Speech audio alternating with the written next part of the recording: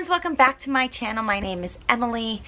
If you are new, hi, welcome. You are at the home of the Forever Theater Kid, and today we are going to get into our roundup of 2019. I did this video last year and I really wanted to do it again because it was a nice way for me to just kind of reflect on the year and all the things that just kind of happened and what I learned from it and what I've maybe learned about myself.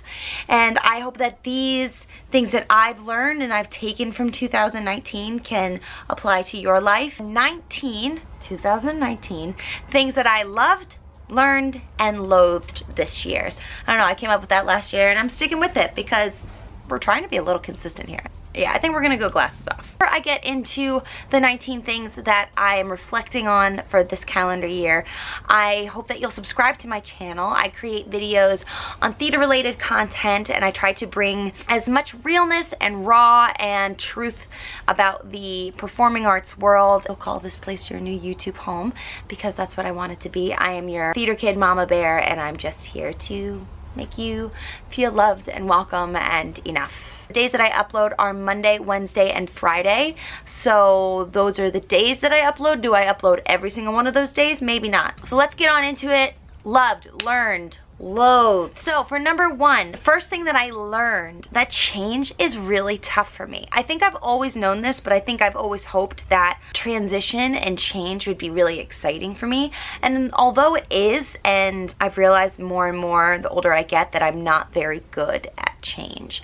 And to be in an industry where things are constantly changing for an individual, that's a tough place to be. So I'm trying to learn to understand that that is how I feel about change and maybe I can adjust that. I don't think there's anything wrong with being uncomfortable with change, but I do have to learn ways to cope with it because change is inevitable. In any aspect of life, anything can change at any moment and you just have to go along with it as much as possible. So for me, the biggest change that I've had this year, my husband and I decided to end our careers and retire from cruise ship life, which we were doing together for 4 years. He was doing it even longer than I was. Huge transition that I really didn't think would be as hard as it's been. Beautiful things about it, many of which I will get into later, but it's been tough. And there's no shame in saying it's been tough. But this weekend in particular, the holidays just happened, and I found myself crying. I cry a lot. I found myself crying at really random times because I felt so much gratitude for the fact that I was home for the holidays this year. I was seeing my nieces and nephews open up their presents. I was having Christmas breakfast with my in-laws. I was feeling the cold winter air. I was driving from state to state, seeing family, listening to Christmas music, and just spending time with my husband one-on-one. Those were moments where I just kind of caught myself and felt really grateful for deciding to make that shift in our lives. Gabe and I could have stayed and we could have taken another contract and another contract. And we don't know what the future is going to hold, but we took a really big step for ourselves and for our future by saying, we're done with this part of our lives and that's okay. For me, change is just very hard, but I'm happy that I did it. I'm happy that I continue to choose change. And I really want to continue to choose change because it is really challenging for me. 2, something I loved this year, seltzer water. Who knew? Who knew? I love the bubbles. I love the bubbles because I love champagne, but homegirl can't always drink her champagne because once you turn 30, seltzer water is where it's at. I really love it. There's this brand, I feel like it's called Good Vibes. I'll put a picture of it right here. It's from Target and it's my favorite. And I think the taste is actually really, really nice, so I suggest getting these from Target. Number 3, the first thing that I loathed this year, and I think this has happened, I may have even mentioned this last year, but in particular this year, understanding how much I loathe my time being wasted. I hate that. I hate my time being wasted.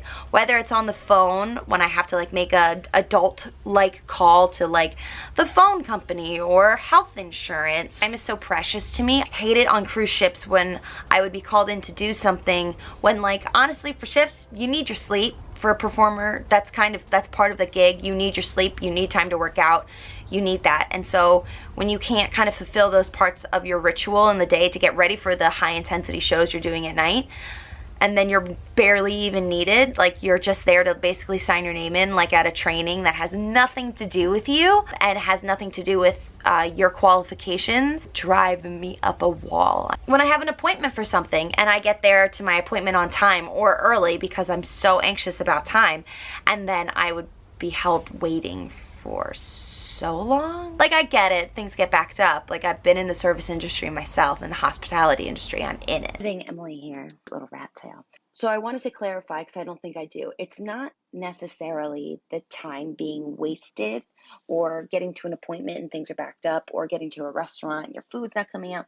It's more what I don't like that people, and this would happen on cruise ships a lot, when people don't take into effect that people's time is being wasted and they don't care. It's one thing if someone comes out and they're like, hey, I'm so sorry, you're waiting, we're going to settle this, we're going to figure this out as soon as we can, because when it comes down to it, you're going to wait. But if someone cares that the fact that you're waiting, that your time is precious, then it's cool. Then it's like, oh, okay. That's when I would get really mad, when there wasn't respect for people whose time was wasted, because sometimes you just got to wait. And that's the nature of the beast. This happens with auditions too. When you're waiting and waiting and waiting and waiting, and then you're told you can't be seen, like, you just feel like your time is wasted. And for me, I'm sure that means that I have to find other ways to use my time in those moments, rather than just being on my phone and scrolling and getting more and more frustrated. It's just something that bugs me. It's a very privileged thing to be bugged about. I am aware of that, but I can't help but feel like my insides just like boil. It's precious. Time is money. I could be spending that with my family. I could be spending that with my husband. I could be spending that on my channel. I could be spending that doing anything, doing something that I truly want to do. Like, so I don't like that.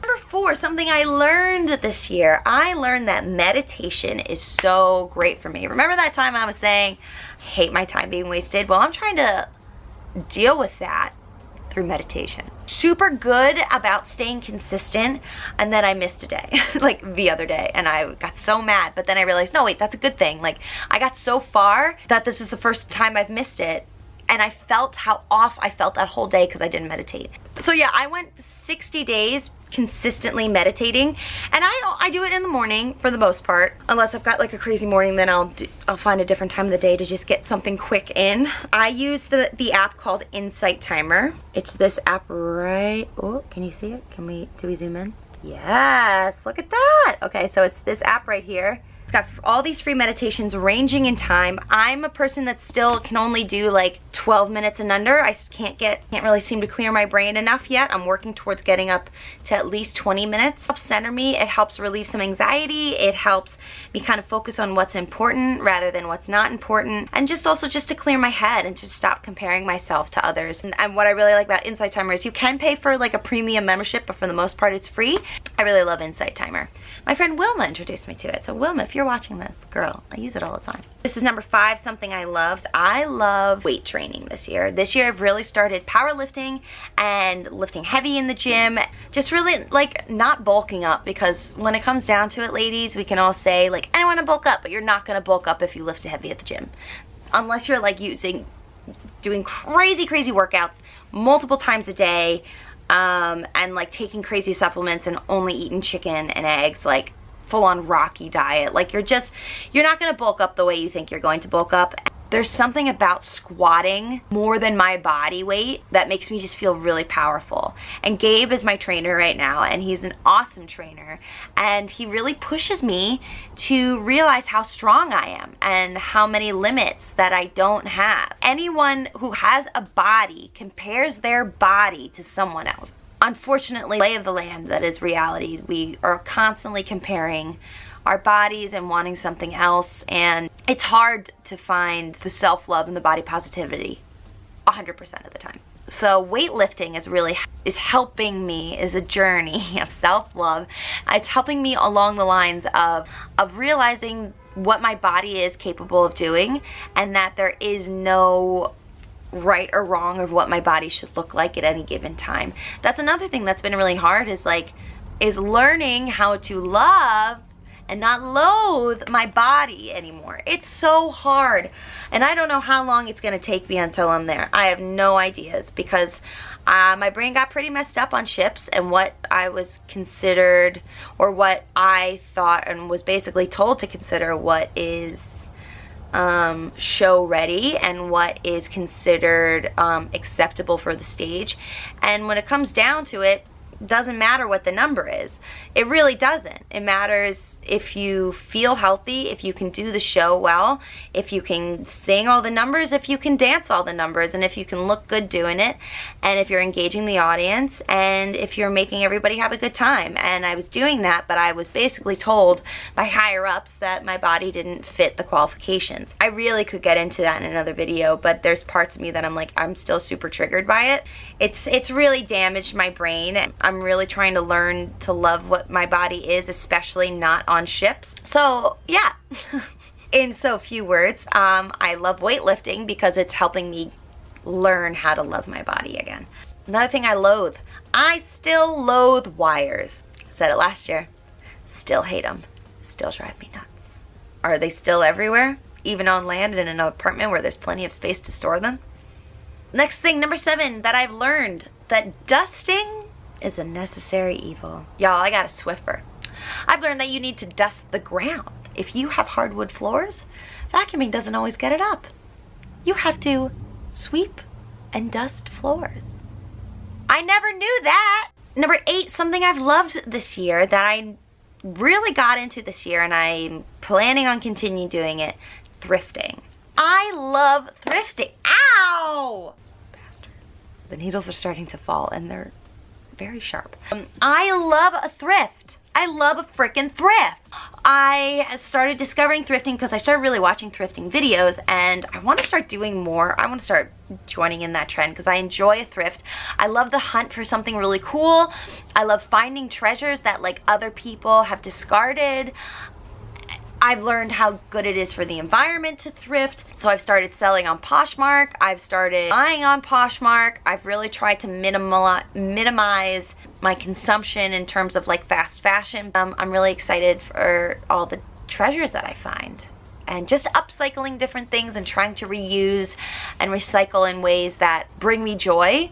Don't create more junk because I don't want that. Number 9, something I've loathed. Receipts and paperwork are the devil. So I'll combine 9 and 10. Number 10, I have done the KonMari method and I'm trying to live my life by it. See, containers, I'm trying.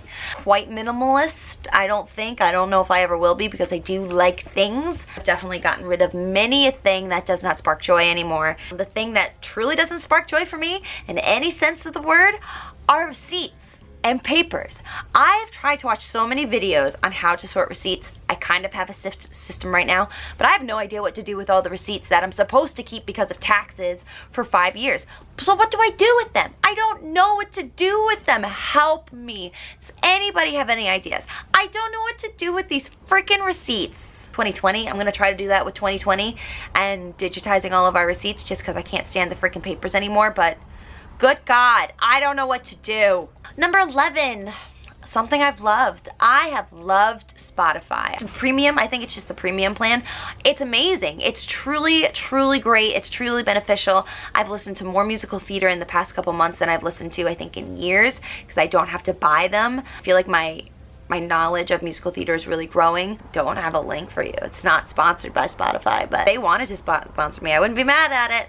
12, another thing I've loathed, and it's a good thing that I've been kind of like enlightened to it, but I hate how much waste and trash is everywhere. It's really upsetting to see how much trash there is, especially during the holiday season, to see what people just throw on the ground just because they can't be bothered to actually find a trash can. It's really upsetting. I'm upset with how much trash and waste my household creates, and I don't really know where to start in terms of minimalizing that. We recycle as much as possible, but it's also one of the things where like you don't know where that recycling's going, so you're just hoping that, you know, you put things in the right bins and that it all goes to the proper place, and I hope so. But we all know where the earth is in terms of natural resources, in terms of climate change, in terms of so many things that are wrong with the environment. It feels really overwhelming, and so I'm trying my best in certain ways. At the end of the day, there's only so much that the individual, I truly don't think that it's always on an individual basis that big change can happen. It happens up top, it happens from the government, and it happens by how you vote. People's importance on what the earth's conditions are. I don't make those decisions. I can only do my small part. It's the legislators, it's the conglomerates, it's the big companies that are creating all these emissions in the air that are damaging our world. That's where decisions really get made, and I feel really helpless a lot of the times. So all I can do now is vote, and all you can do is vote. So register to vote. Please register to vote for world. Ah! Number 13, I am learning how to audition again. Going back into the audition scene after really kind of being out of it for 4 years has been a big shift. Figuring out ways to submit to more so that I can get myself out there as much as possible. I'm trying to learn what I can offer now as a performer that I couldn't offer or didn't offer or offer differently than I did 4 years ago. I'm a completely different performer now, and I would hope that I'm a completely different performer now. I've grown a lot in 4 years, and I honestly, like, I don't get as anxious in auditions anymore. I think it's because I'm just like, what is this, what's gonna happen if it goes badly? Am I gonna die? No, I'm not gonna die. But I've only been home for about 7 months, so I'm trying to be easy on myself. I'm trying desperately to protect my heart, and Gabe is always there to help. Thanks, babe. But it's part of the business, and I'm just trying to figure out where my place in that is, how to represent myself in the best way. Number 14, something I've loved. I love a clean space. I really do. It doesn't mean it has to be spotless. It just needs to be organized. Things need to be in their place. Things need to have a home, because when they don't have a home, I'm like, where does it go? Where does it go? When I know where everything is, my brain works better. My brain has like a clearer pathway, and my creativity is better. When things are in the way, then my creativity just finds it and just like keeps doing this. I love waking up to no dishes in the sink. I love waking up and not having to adjust all the pillows on the couch. I love going to bed to a made bed, you know. Those are like simple joys of domesticity that I do like, and that do help me throughout the day. It's a blank canvas, so I like that. It kind of doesn't bring yesterday's baggage to today's new beginnings. But on the other side of that, I've loathed having to clean so much. When you're on ships, on the staff, for the most part, has a room steward. And that is a huge privilege. And you don't realize how good you have it until you're back home, washing your own towels, dishes, vacuuming your own stuff, making your own bed every day, remembering to wash your sheets every once in a while. You know, there's a lot of things that are just little insignificant things separately, but when they all combine and you realize you have to take care of your home so you're not living in squalor. I love cleaning. I love living in a clean space, but I'm starting to get sick of the actual clean. I wanted that to look so much cooler than it actually. I've really started to learn this year, and it's something that I'm still working on. This quote has stuck with me this year. Comparison is the thief of joy. I even would go on to say that comparison is the thief of creativity. I actually just watched Grace Helbig's video on the dangers of comparing your current self to your previous self. And I was like, oh, I do that a lot. I get in the habit of comparing myself to others, especially with social media. It's so easy to do that because, let's admit, any post that we make, what we're doing is we're creating a post that someone's going to compare themselves to it. Mind game of, do I even post and stuff like that? I do, but I try to help people in those posts rather than just like being like, this is my life now. And to think that our experience is less than someone else's, and to feel like our life and our journey is not going as planned because it's not someone else's. And that's all crap. It's all a bunch of bull. You're exactly where you need to be at this very moment for a specific reason,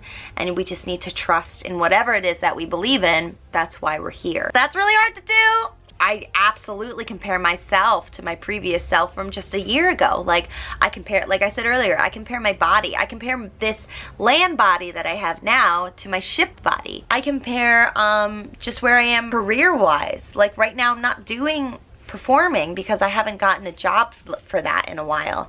And that's really hard to say on the internet. I haven't gotten a job in a while. I did Christmas caroling this year, and that was great. I was singing all the time, but I'm not singing the things that I'm most passionate to sing. And what did I find myself doing? Continuously watching videos of myself from cruise ships. And what good does that do? I think I'm proud of myself for the level of performance that I got to on cruise ships, but I don't think it's healthy for me to continuously watch those over and over again, just for the sake of putting in my mind of, look where you were. I'm really learning that I get stuck in that kind of time warp. I didn't really realize that until I watched that Grace Helbig's video, and I was like, Grace, you dropped a truth bomb. I have loved helping you.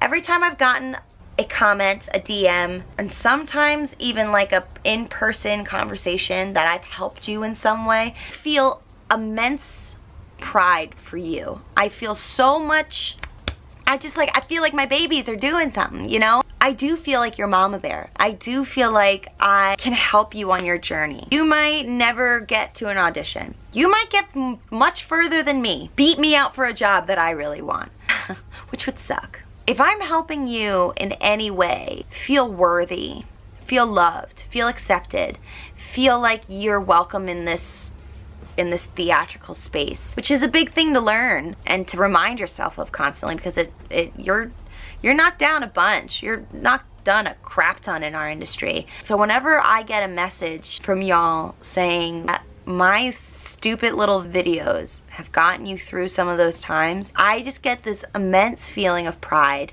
for you. And I get this immense feeling of gratitude that I have this platform to do it. I know we're small but mighty. I know that if anything, I've gotten more messages since I've left ships that you've either booked your first contract because of the inspiration that this channel and then the videos I brought out have given you to go out for it. I've met and worked with some of you that have done that, aka Luca. I feel like I finally know my purpose on YouTube. Every time that I feel like I want to give up, I somehow see a comment or a message saying how my videos have helped you in some way.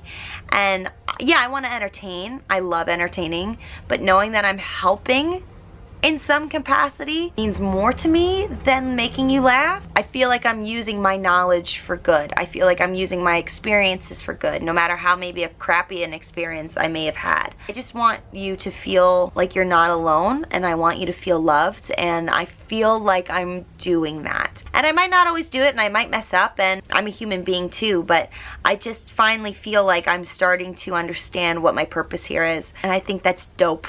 And I think that's great. This band of weirdos over here, we're just trying to find our own way through our life and using art as our vehicle, and musical theater is our vehicle, and yeah.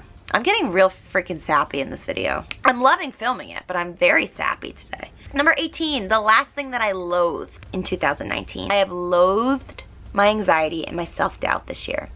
I feel like I've been more anxious this year than any other year, and I don't know why. I think it's because I'm at a kind of a very big transitional time in my life, so it's easy for me to be anxious about a lot of different things and different aspects of my life that aren't just YouTube and just career-based. And I do have a lot of self-doubt, and those are things I really want to shift. I want my mindset to shift so much next year. I want to, and not because it's like new year, new you. No, same me. But I want a little bit more help up here and a little more help down here for myself, because if you can't love yourself, how the hell are you gonna love anybody else? Can I get an amen? And I do love myself. I feel like this whole video, I'm like, I don't love myself. I do love myself, but it's a constant journey, and it's a constant shift in the energy. I want to really hop on that journey next year and getting past this big layer of anxiety and big veil of self-doubt, because for number 19, the thing that I have learned the most this year is that I am stronger and more capable and more limitless than I could have ever known. To get out of my own way. I've constantly told myself to get out of my own way, and I feel like I've really learned this year that like I am in my own way. I am stuck, and I need to get out of my own way. I've done it in little ways that have been super beneficial. I'm not doing it big picture wise a lot of the time, and I'm ready to start doing that because I am limitless. I am capable. You are limitless. You are capable. You are enough. I'm saying this to you so much, so I need to start believing it for myself, because I am. You are. We are. It is. We are gonna change the world, but we can't change the world if we don't believe in ourselves. So we gotta get out of our own way, and that's really hard to do, and that's okay. You don't have to do it alone. You can ask for help. So I'm stronger than I think. I'm more beautiful than my brain lets me think, that society lets me think. I am more worthy than I'll ever know. It's time to step into my frickin' power in 2020. Those are the 19 things that I've loved, learned, and loathed in 2019. I hope you've liked this video. If you did, make sure to give it a thumbs up. Pardon me. Make sure that you subscribe to my channel. Follow me on Instagram. And thanks for sticking around for 2019. Let's go into 2020. Mind's clear, heart's open. I'll leave the link to my video that I did for this last year. I also did another one of these for 2018, but I never uploaded it. So maybe maybe I'll do this. If you want to watch that secret video, it's like super secret. It's right down here. Like only people who are watching to the end of this video will actually see this video. I'll link that right there. I'll see you guys next time. Mwah!